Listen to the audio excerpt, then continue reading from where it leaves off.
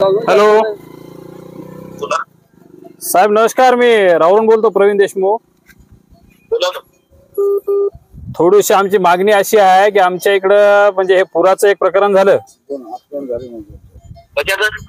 पूर गेला, आपला पूर नदीचा अतिवृष्टी झाली त्यावेळेस काय आपला दौरा नाही. दुसरी गोष्ट म्हणजे आमचा राहूर ते फुलसांगी रोड अतिशय असा म्हणजे मृत्यूला आव्हान द्यायला, कृपया आपण याच्याकडे दुर्लक्ष करत आहात. काहून तर आमच्या रोडची अवस्था जी आहे अतिशय बिकट आहे. दरकुटे पल्ले मे महिन्यात खड्डा बुजवीचा कार्यक्रम केला, पण थातूर मुतूर सरकारचा पैसा खायापुरता केला. तर आपल्या राहूर फुलसांगीला थोडं तुम्ही फुलसांगीपर्यंत येत आहे आमदार साहेब, थोडं राहूर शिरपोली या गावाला आपण भेट द्यायला पाहिजे. 98% मतदान आमच्या राहूर शिरपोलीचं आपल्याला आहे साहेब. बरं साहेब, बरं येतो. हा, रस्त्याचं कसं काय करायचं साहेब? रस्त्याचं तुम्ही पहा ना, अक्षरशः खड्डे पडले रस्त्यावर साहेब. हॅलो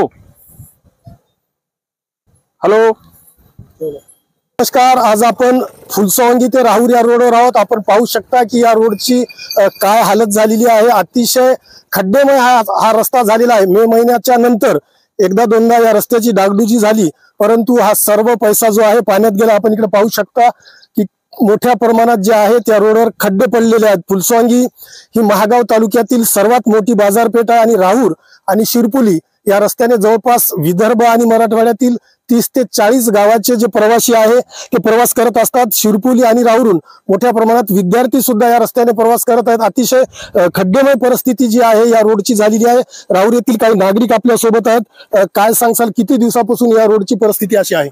या रोडची परिस्थिती आज 3 ते 4 महिने झाले. मे महिन्यात डागडुगी केली. ठेकेदारांना कोणत्याही पद्धतीची म्हणजे असं चांगल्या प्रकारची सुविधा दिलेली नाही.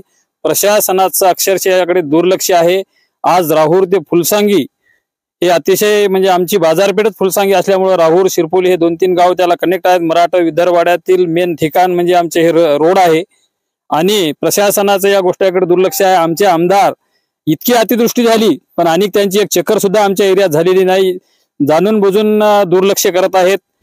सगळ्यात मेन म्हणजे सत्ताधारी आमदार आहे. आमचे हे जे 2-3 गाव आहेत ते 100% बीजेपी आणि शिवसेनेचे गाव आहेत.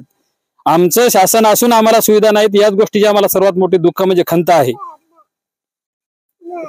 हे राहूर ते फुलसांगीच्या रोडला खूप खड्डे पडलेले आहेत.